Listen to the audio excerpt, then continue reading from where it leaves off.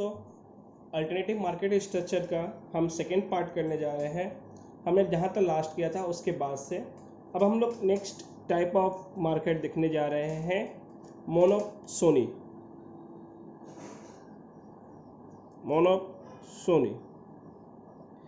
इस market structure में क्या है, ये कोई मार्केट स्ट्रक्चर बड़ी नहीं है।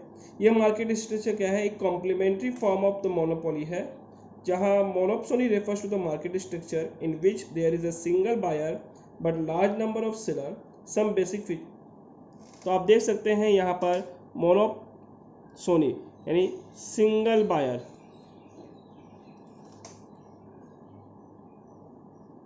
बायर रहेंगे और सेलर का नंबर लार्ज रहेगा, तो वो मोनोपोली मार्केट कहलाता है। इस टाइप का मार्केट ज़्यादातर फाइटर एयरक्राफ्ट का मार्केट ही मोनोपोली मार्केट है, यानी Indian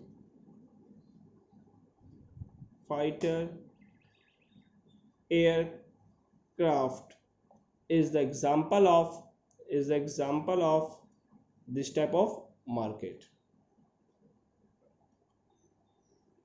Next point, differences between different form of the market. तो यहाँ पर perfect competition, monopoly, monopolistic and oligopoly. अब आते हैं डिफरेंट टाइप्स ऑफ मार्केट में क्या क्या आ सकता है। Number of seller perfect competition में लार्ज होगा, मोनोपोली में 1 और मोनोपोलिस्टिक में फेयरली लार्ज, बट मतलब परफेक्ट कंपटीशन से कम और मोनोपोली से ज़्यादा।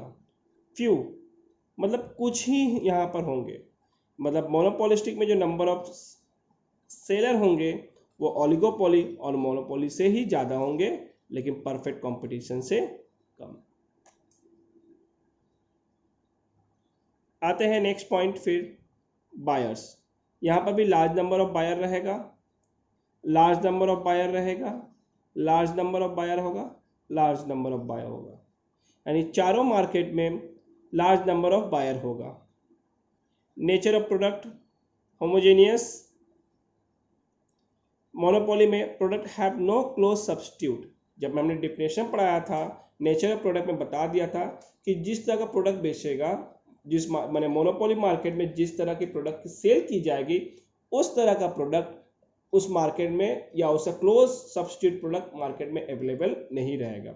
द ओनली वही सिर्फ एक ऐसा सेलर होगा जो सिर्फ उस टाइप के प्रोडक्ट या सर्विसेज को सेल करता है, जैसे इंडियन रेलवे।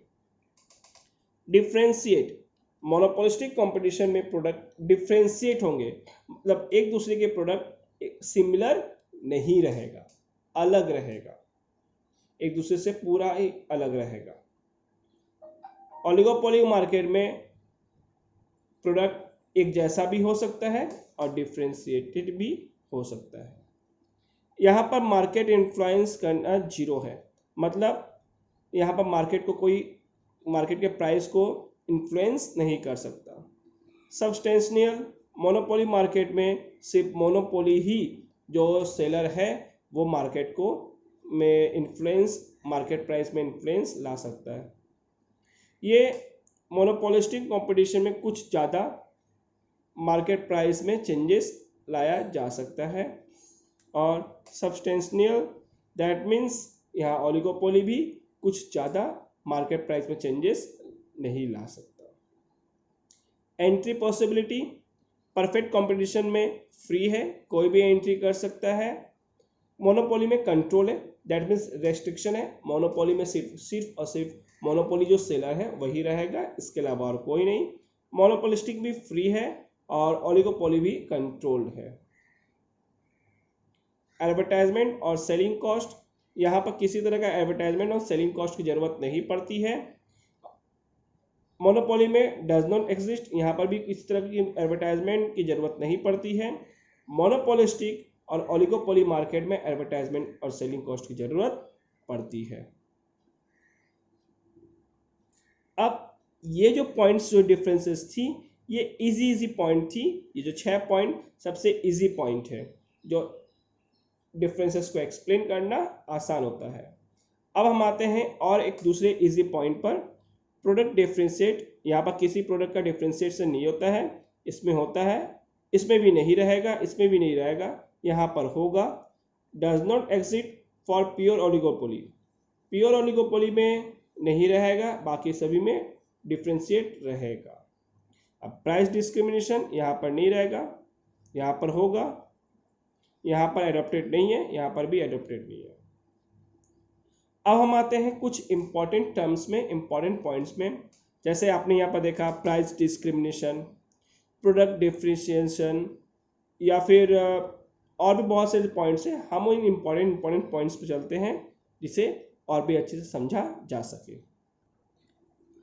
नेक्स्ट पॉइंट हम आते हैं पॉइंट मोनोपोली के ही ये प्राइस डिस्क्रिमिनेशन पार्ट पर आते हैं, पॉइंट प्राइस डिस्क्रिमिनेशन वाले पार्ट पर। When a monopolistic does not charge the same price for his product to all buyers, then the monopolist is said to be discrimination of monopolist। कहने का मतलब, अगर same types के product और services के बदले में अगर सेम प्राइस ना लिया जाए, that means the different price for the same product, इसे हम प्राइस डिस्क्रिमिनेशन कहते हैं।